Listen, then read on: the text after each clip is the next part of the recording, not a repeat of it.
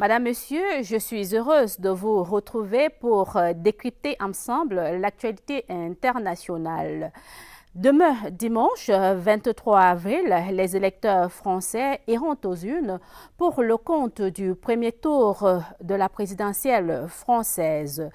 Les électeurs des territoires d'outre-mer votent depuis ce matin. Rappelons que 11 candidats sont en lice pour ce premier tour. Aux États-Unis, 3 mois après sa prestation de serment, le président américain n'a pas encore effectué de déplacement à l'étranger.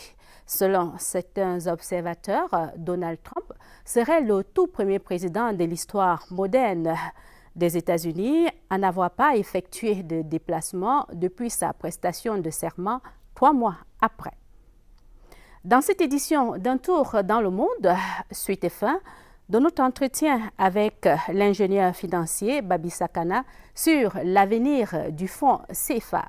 Voilà pour le menu. La suite, c'est tout de suite, juste après, un tour dans le monde.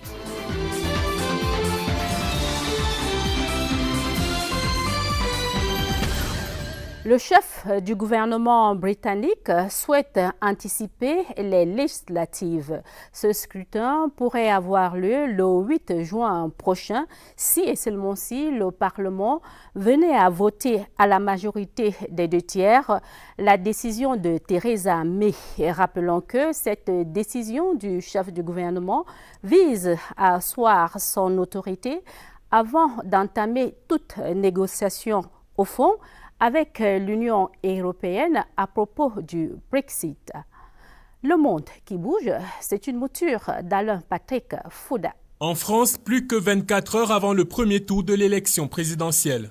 D'après un sondage publié ce matin, Emmanuel Macron reste en tête des intentions de vote au premier tour, talonné par Marine Le Pen, François Fillon et Jean-Luc Mélenchon. Crédité dans cette enquête de 25% des intentions de vote, Macron progresse d'1 point en une semaine, alors que le score de la présidente du Front National est stable à 22%. Dans les configurations testées pour le second tour, le candidat de En Marche battrait Marine Le Pen avec 66% des suffrages. Autre cas de figure, le duel opposant François Fillon à Jean-Luc Mélenchon se solderait par la victoire du candidat de la France insoumise. Des estimations à relativiser, car au pays de Shakespeare comme à celui de Molière, personne n'est à l'abri d'un coup de théâtre. Référendum en Turquie, victoire étriquée pour Recep Tayyip Erdogan. Au lendemain du référendum sur le renforcement de ses pouvoirs, le président turc doit se contenter d'un score modeste, 51,4% des suffrages. Une petite victoire, certes, mais qui ouvre la voie à l'activation de ces réformes. Les opposants à ce processus de révision constitutionnelle dénoncent des conditions inéquitables et des irrégularités dans la procédure de comptage des voix. Il y aura bel et bien des élections législatives anticipées au Royaume-Uni le 8 juin prochain. Les députés ont validé l'organisation du scrutin que la première ministre, Theresa May, avait appelé de ses vœux mardi par 522 voix contre 13. Un scrutin anticipé aux conséquences stratégiques puisqu'il permettra de renforcer l'hégémonie du Parti conservateur, repousser le référendum écossais sur l'indépendance et déblayer les obstacles politiques au Brexit. Le vice-président américain met en garde les autorités nord-coréennes. En visite près de la frontière entre les deux Corées, Mike Pence a déclaré que l'heure de la patience stratégique est révolue, une allusion au programme balistique et nucléaire de la Corée du Nord. Le vice-président a recommandé à Pyongyang de ne pas tester la détermination de Donald Trump ou la puissance des forces armées américaines. Malgré ce ton ferme, Mike Pence a affirmé que Washington préférait le recours à des moyens pacifiques pour mettre un terme à la crise qui secoue la région. En République démocratique du Congo, la majorité présidentielle a mis en place une centrale électorale. Objectif, proposer des stratégies qui permettraient de gagner toutes les élections prévues avant la fin de cette année. En attendant que les différentes dates de ces élections soient fixées, la majorité présidentielle fourbit ses armes. Une fois de plus, Alain Patrick Fouda pour l'Afrique qui bouge. Au Mali, 4 militaires ont été tués mardi lors d'un assaut contre le camp de Gourma-Rarous dans la région de Tombouctou. Les victimes sont des bérets rouges, une unité d'élite de parachutistes. L'attaque a été revendiquée dans la soirée par le groupe terroriste de Iyad Ag-Ghali. Les hélicoptères de la MINUSMA, la mission de l'ONU au Mali, ont été déployés pour appuyer l'armée malienne et faciliter l'évacuation des blessés. Dans une mission menée dans la foulée, la force française Barkhane a annoncé avoir éliminé une dizaine de djihadistes et ont attaqué le camp militaire. Au Nigeria, plusieurs rassemblements ont été organisés à travers le pays. Des rassemblements dont l'épicentre était le lycée où 276 filles ont disparu, enlevées par Boko Haram. La raison pour laquelle nous nous réunissons aujourd'hui est profonde et choquante. Cela fait aujourd'hui 3 ans et 195 de nos filles sont toujours aux mains de leurs ravisseurs. En octobre 2016, 21 d'entre elles ont été libérées, pour certaines avec des enfants nés en captivité. 57 ont réussi à s'échapper juste après avoir été enlevés. Les autres restent jusqu'ici introuvables. Un enlèvement de masse qui avait suscité une indignation planétaire portée par plusieurs célébrités autour du hashtag Bring Back Our Girls. 3 ans après leur disparition, les lycéennes de Chibok sont devenues le symbole de dizaines de milliers de personnes encore détenues par Boko Haram.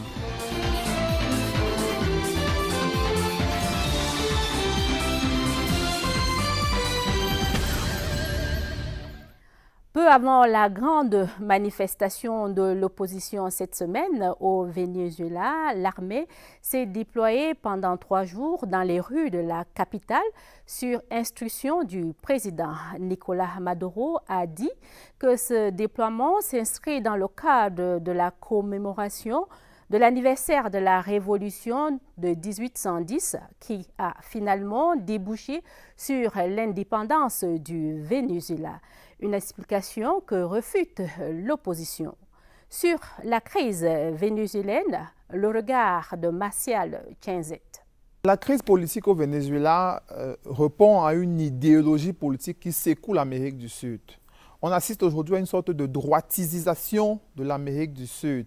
On l'a vu au Brésil, on l'a vu en Argentine, on l'a vu en Colombie, on l'a vu au Chili et au Pérou également. Quelques rares pays comme l'Équateur peuvent garder un peu cette gauche et encore une sorte de gauche centriste.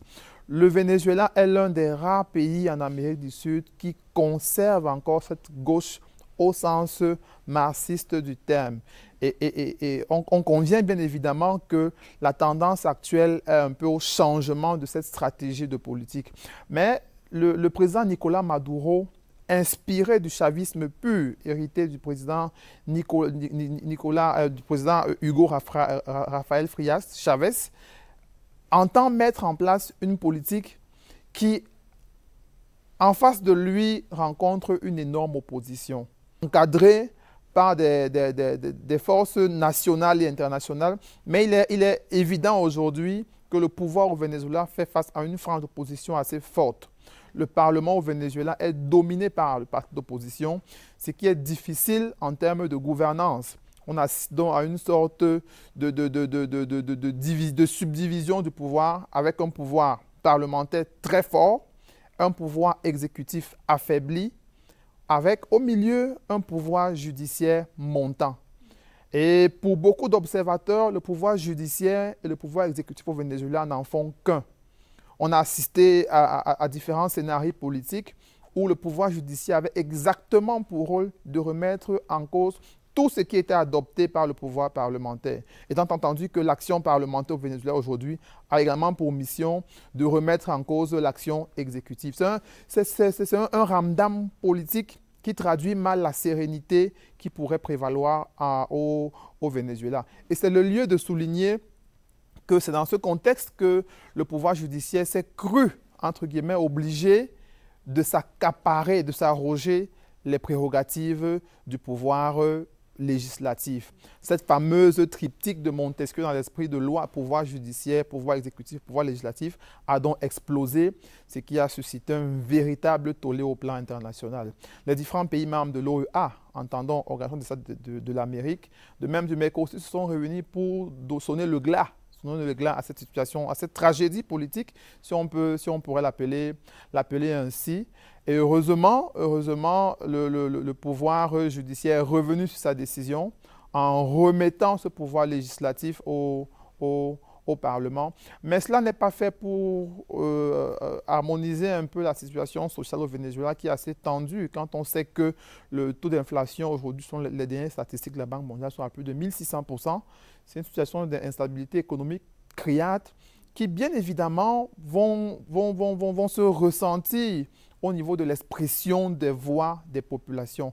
Ce sont des situations qui ne pourraient pas toujours faciliter la gestion du pouvoir, qui ne pourraient pas toujours militer en faveur du président Nicolás Maduro, mais qui a un atout clé que le Brésil n'avait peut-être pas. L'armée vénézuélienne est alignée derrière le pouvoir exécutif. C'est peut-être là le gage, peut-être fragile, de la stabilité du pouvoir exécutif en ce moment au Venezuela.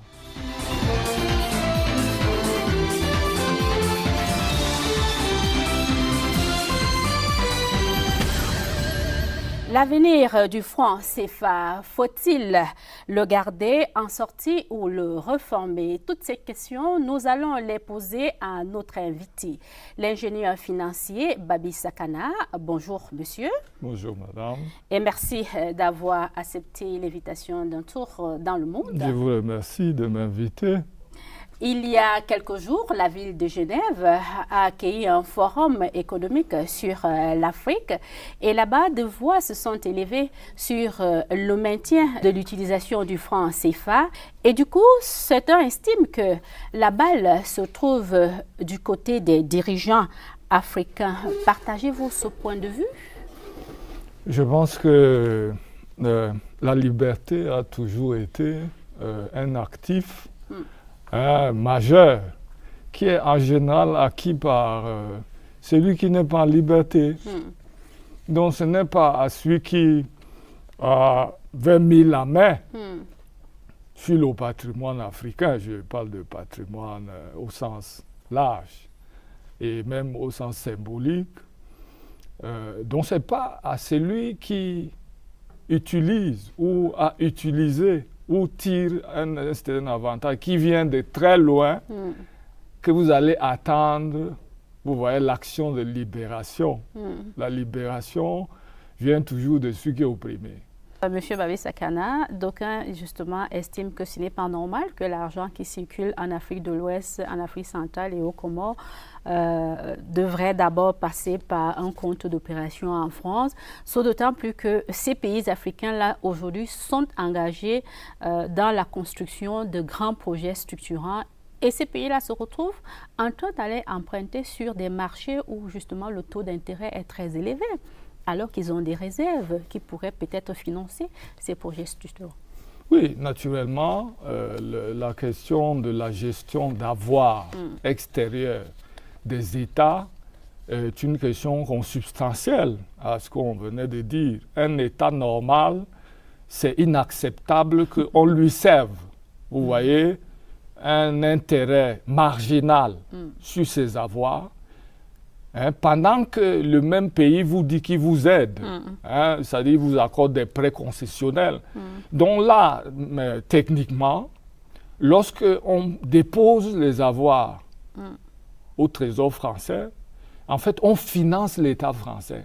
C'est ça que ça veut dire. Et on le finance à un taux préférentiel.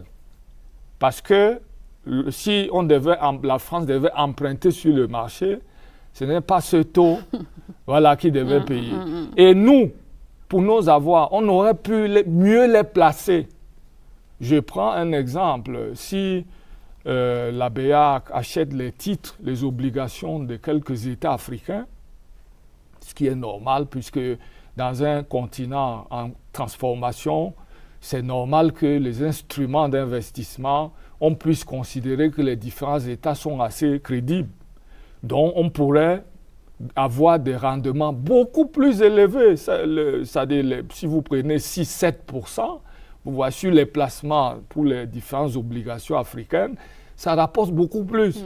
Et donc là, vous voyez en fait le coût d'opportunité que nous supportons avec ces mécanismes totalement désuets, mais qui fonctionnent normalement dans l'intérêt de la France. Parce que ça a été conçu sur le modèle colonial. Quel que soit le maquillage, vous voyez, qu'on peut faire en termes de réforme, Aujourd'hui, la question dont se pose en termes d'autonomisation, en fait, complète, du départ, vous voyez, de la France, parce que nous n'avons pas à intervenir dans la gestion de la Banque de France. Et donc, la France ne peut même pas ouvrir cette fenêtre. Et il n'y a pas de raison que nous, la France, soit sur la table, vous voyez, de gouvernance de nos banques centrales. Non, en clair, c'est que nos économies africaines ne sauraient à ce stade se développer ou alors évoluer parce que simplement cet argent qui a été conçu depuis l'époque coloniale ne favorise pas le développement des économies africaines. Oui, le modèle de central banking, c'est-à-dire le modèle de gestion monétaire porté par des banques faisant intervenir un ancien colon, c'est-à-dire dans l'appareillage, structurellement est défavorable. Vous voyez, et concurrentiellement perturbateur. Parce que la France est un concurrent. Sur les marchés internationaux, c'est ce que les gens ils oublient, on est sur un marché mondial. Si, par exemple, on décide de créer l'industrie automobile, qu'on lance une usine low-cost véhicule, dont vraiment les véhicules à bas de gamme, pour qu'un maximum de gens aient accès aux véhicules neufs, donc on crée une usine, disons à Kribi, voilà, l'usine là, son produit va être en concurrence directe avec les entreprises françaises. Et les administrateurs français à la Banque centrale, il faut savoir que les dossiers de crédit, de financement, remontent jusqu'à la Banque centrale. Ah oui, non, les grands dossiers, vous voyez, quand vous financez l'économie, les grandes banques commerciales, les gros financements, il faut les remonter à la Banque centrale. La direction du crédit de la banque apprécie le montage que vous avez fait pour vous dire si votre financement est classable, c'est-à-dire il peut être refinancé par la Banque centrale ou pas. Et vous imaginez donc cette politique du crédit en fond, sa structuration doit être autonome. On n'a pas besoin que des acteurs concurrents, vous voyez, interviennent dans cette dynamique-là. Et la Banque centrale n'a pas la robustesse qu'elle devait avoir en termes de développement de l'infrastructure monétaire. C'est-à-dire que, en fait, la monnaie, ce n'est même pas trop pour les réserves. Les réserves, ce sont des actifs acquis qu'on gère. Mais l'enjeu principal, c'est sur la distribution du crédit, l'accessibilité du crédit à la majeure partie de la population. Pour qu'il y ait cette accessibilité, il faut que l'infrastructure monétaire, c'est-à-dire la présence de la Banque centrale, un peu partout dans les pays, soit dense. Vous voyez, à l'heure actuelle, la BEAC a à peu près 6 ou 7 points de vente au Cameroun. Sur toute l'Afrique centrale, c'est une vingtaine de points de vente. Ça, c'est un réseau très étriqué. Pour qu'il puisse en réalité permettre que ce qu'on appelle la bancarisation puisse toucher le maximum des citoyens. Et ces blocages structurels, ça a besoin d'une banque centrale beaucoup plus autonome, vous voyez, plus offensive, à s'occuper des problèmes de structuration économique nationale, et dont la présence de la France, normalement, est irrécevable. Oui, M. Babé-Sakana, j'aimerais comprendre, est-ce que ces problèmes de structuration du franc CFA sont la cause principale de la faiblesse du commerce intra-régional, par exemple, en Afrique centrale? Non, là-bas, c'est autre chose. Vous savez, la politique monétaire n'est pas la seule politique que l'État doit mobiliser. L'État a 2 instruments politiques économiques privilégiés, la politique budgétaire et monétaire. Donc, son trésor, à travers le budget, et sa banque centrale, à travers la monnaie. Donc, les deux, il faut articuler et chercher à optimiser l'usage des deux pour accélérer les performances. Donc, ça signifie qu'on ne devrait pas mettre tous nos malheurs sur tous les malheurs économiques. Je ne crois même pas que personne n'a jamais dit que tous les malheurs étaient sur le franc CFA.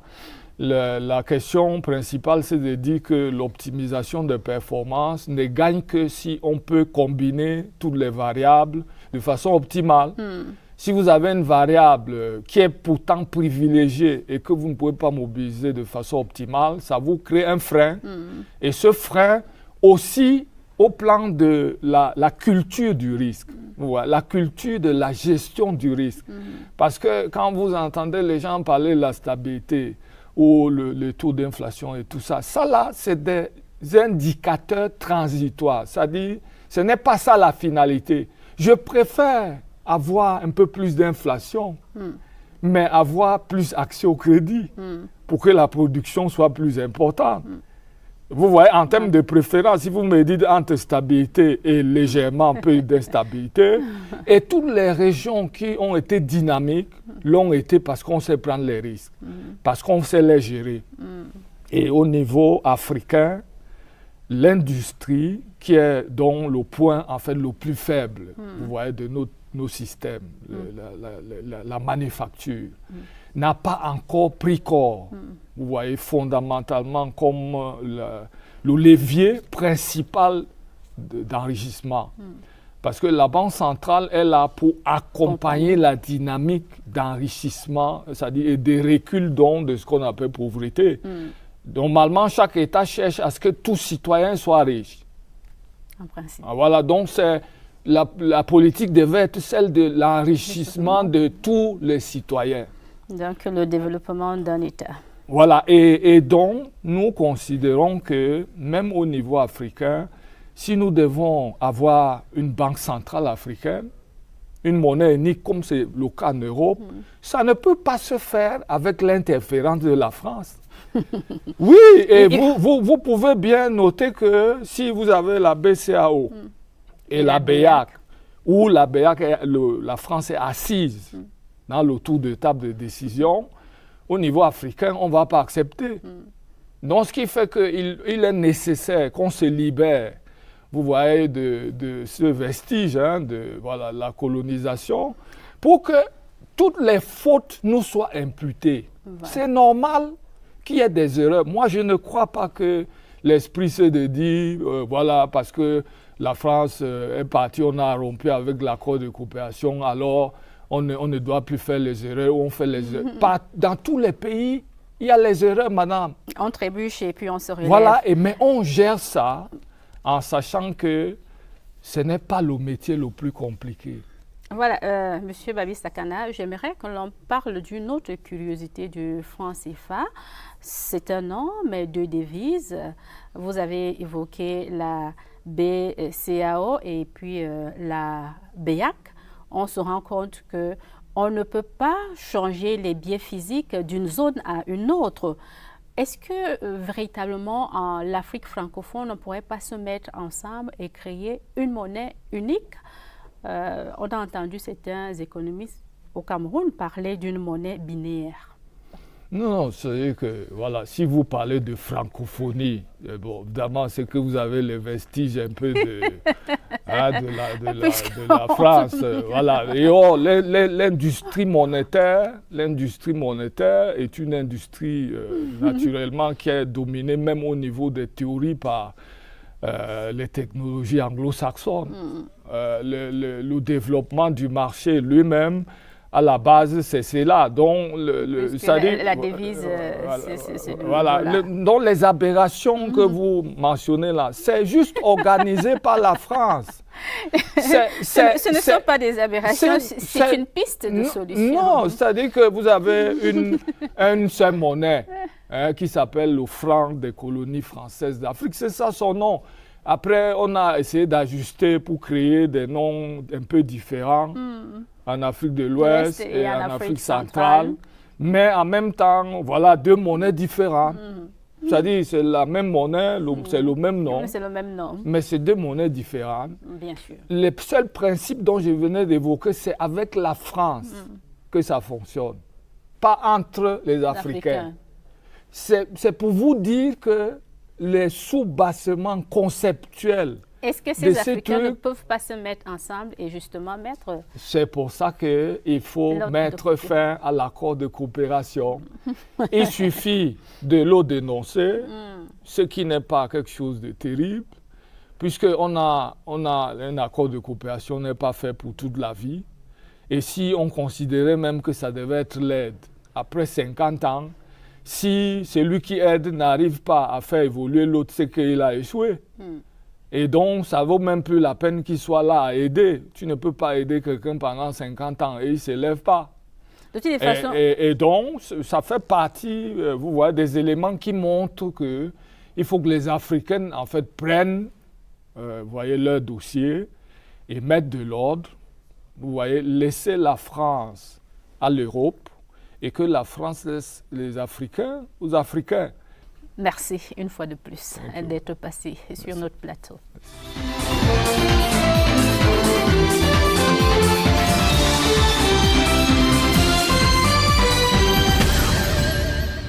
Au Royaume-Uni, un groupe de députés exige que la première dame syrienne soit déchue de sa nationalité britannique.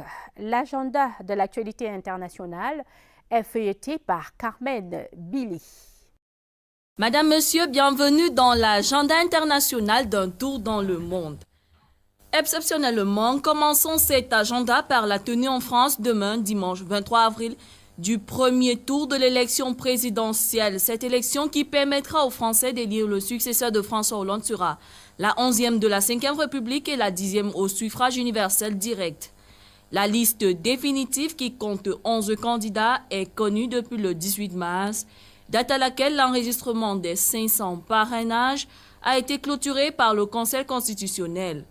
Il s'agit de Nathalie Arthaud, François Asselineau, Jacques Cheminade, Nicolas Dupont-Aignan, François Fillon, Benoît Hamon, Jean Lassalle, Marine Le Pen, Emmanuel Macron, Jean-Luc Mélenchon, Philippe Poutou. Le second tour est prévu pour le 7 mai et les législatives sont annoncées pour les 11 et 18 juin de l'année en cours.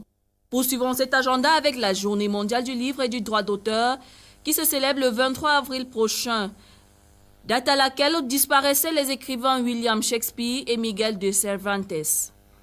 En célébrant cette journée, l'UNESCO cherche à promouvoir la lecture, l'industrie éditoriale et la protection du droit d'auteur. Le lundi 24 avril, au siège de l'organisation, l'UNESCO organisera toute une série d'événements, conférences, débats, expositions, ateliers pour marquer la journée.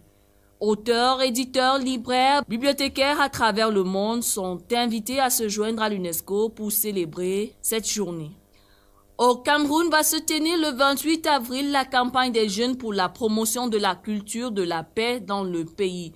Un événement de 2 jours qui va réunir 1000 jeunes pour une marche sportive au boulevard du 20 mai de Yaoundé et pour un débat sur la culture de la paix à l'université de Yaoundé 2. Le débat national aura pour thème la déradicalisation et la culture de la paix face aux menaces d'instabilité en cours au Cameroun. Le projet d'organiser cette journée est porté par un réseau d'ONG actifs depuis longtemps sur les questions de paix en milieu jeune. La 6e journée internationale du jazz se célèbre le 30 avril à Cuba. Cette année, la journée sera marquée par un concert exceptionnel au Grand Teatro de la Havane qui sera retransmis en direct sur le web par l'UNESCO. Des artistes de premier plan du monde entier rendront hommage à cette musique internationale qu'est le jazz. Creuset musical et culturel, la ville de la Havane a été choisie pour accueillir les célébrations principales de l'édition 2017. Organisée chaque année le 30 avril en partenariat avec Thelonious Monk Institute of Jazz, la journée internationale du jazz montre que cette musique est un vecteur de liberté et de créativité. Cette journée est reconnue à la fois par l'UNESCO et les Nations Unies. C'est tout pour votre agenda international. Bon week-end. Un tour dans le monde, point final. Merci à vous de l'avoir regardé. Prenons rendez-vous samedi prochain lorsqu'il sera 12h30 sur la CRTV. D'ici là, vos réactions sont attendues sur la page Facebook d'Un tour dans le monde. Excellent week-end à tous.